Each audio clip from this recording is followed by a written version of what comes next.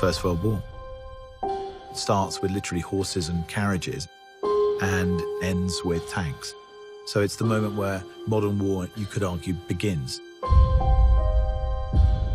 From the very beginning, I felt this movie should be told in real time. Every step of the journey, breathing every breath with these men, felt integral. And there is no better way to telling this story than with one continuous shot. 3, 2, 1, go, go!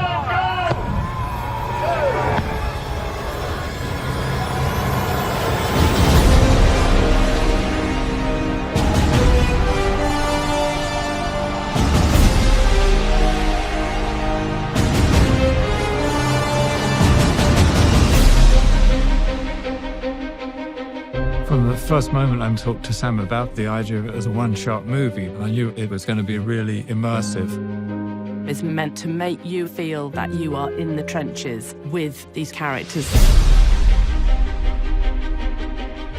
The film in itself is a slice of time. These two young men get sent on a mission to deliver a message to stop an attack. Action! So they've got to cross into enemy territory on a race against time to deliver a message that will save 1,600 lives. And the camera never, ever comes away from the two characters. There's always that sort of get-out-of-jail card that you have with the movie. Well, you know, we might be able to cut around this, or we might take that scene out. That's not possible on this film.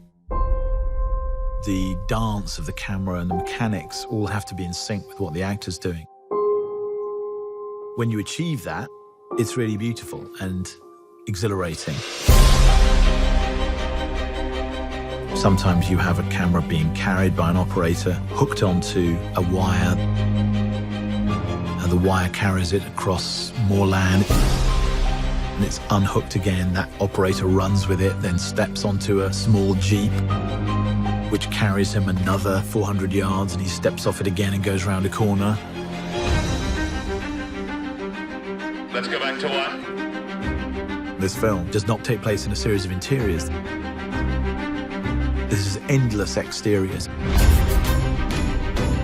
No location ever repeats, so you're constantly moving through landscapes. Being such an exterior movie, we're very dependent on the light and the weather. And we kind of realized, well, for a start, you can't really light it. Action. Because, you know, if you were running down a trench and turning around 360 degrees, there's nowhere to put a light anywhere.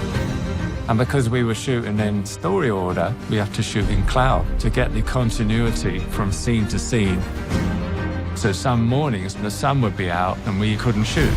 So we would rehearse. And we're rehearsing. And then we'd be waiting around, everyone with their eyes up in the sky, trying to see how long it'd take for the sun to move behind the cloud.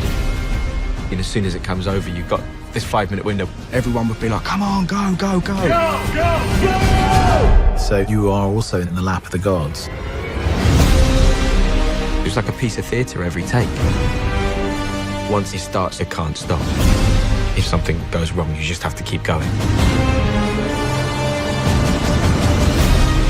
Until you actually see it on a screen, you don't really realize how immersive it is and how that technique kind of draws you into it. For me, engagement is very important. And that is behind the way in which we've decided to shoot this film. I wanted people to understand how difficult it was for these men. And the nature of that is behind everything.